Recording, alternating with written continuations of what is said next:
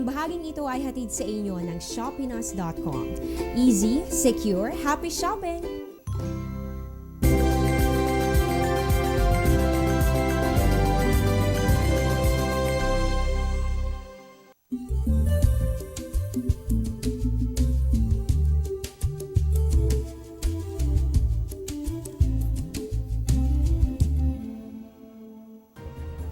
Welcome back sa Panahon TV. Ngayong Earth Day, balikan natin ang mahahalagang pangyayari sa pagbisita sa Pilipinas ni former US Vice President at founder ng Climate Reality Project, Al Gore.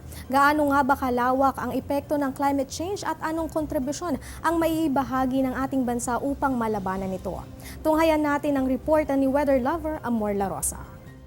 So if the average weather-related major event becomes more destructive, the one nation most impacted is the Philippines.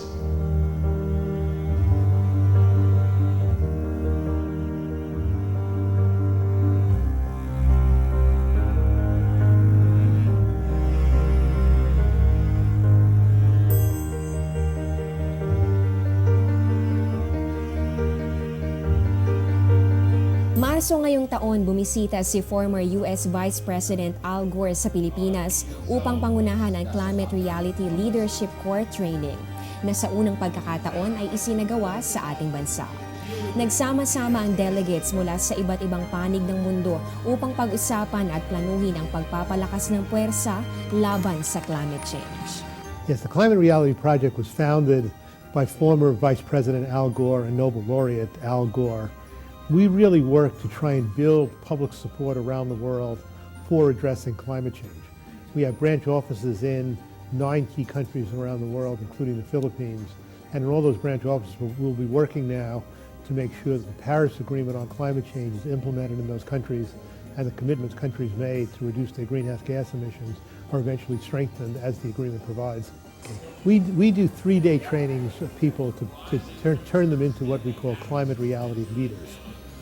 We chose the Philippines because the Philippines is a very important, well-respected country around the world. It's a leader in the developing world in addressing climate change and a lot of other issues.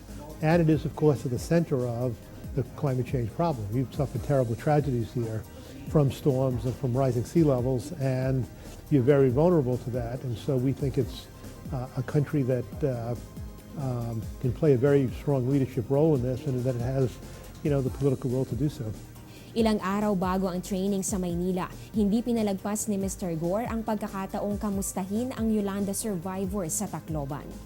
He was very impressed with the resilience of the Filipinos, the resilience of the human spirit, the generosity, at the same time, how Tacloban has been able to get back on its feet while there's still much to be done. Sa unang araw ng training, ipinaliwanag ni Mr. Gore ang dahilan sa likod ng paglakas ng bagyong Yolanda na tumama sa Pilipinas noong 2013 na tinaguri ang isa sa strongest typhoons in the world noong taong iyon.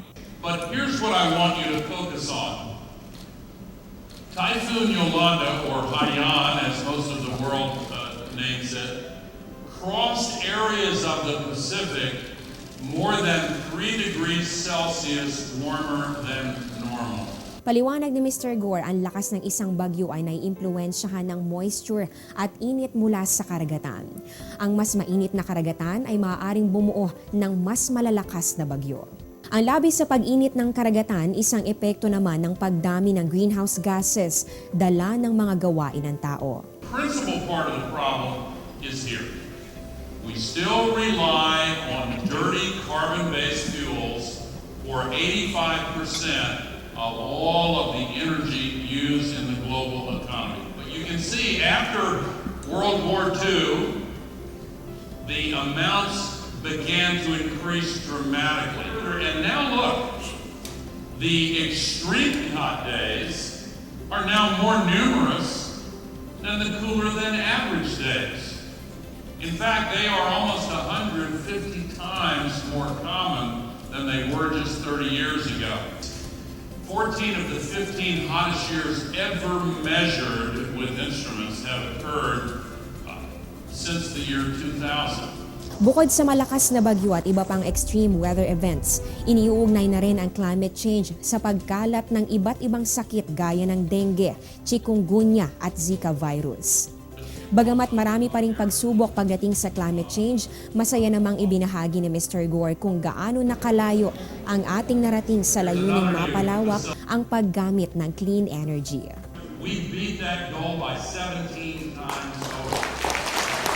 And wait, last year we beat that goal by 58 times over. But wait, this year we are on track to beat that goal 68 times over. Ayon kay Mr. Gore, may tiwala siya sa Pilipinas dahil mayaman tayo sa renewable energy sources na unti-unti na rin tinatangkilik ng marami. Ngunit kailangan pa rin ng strong political will para maipagpatuloy ang layuning mapigilan ang masamang epekto ng climate change. Kaya naman may hamon si Senator Loren Legarda sa mga presidential candidate ngayong nalalapit na eleksyon. You can ask them, what's your agenda for climate change? Even if we are non-emitter in the world of 0.3%, how do you think we as a vulnerable nation can move forward through climate mitigation and adaptation? Let's see what they have to say. Unti-unti pero sama-sama, lahat ay ating makakaya. We're going to win this. We are going to prevail. We have everything we need. Some still doubt that we have the will to act, but I say the will to act is itself a renewable resource. Unti-unti pero sama-sama, lahat ay ating makakaya.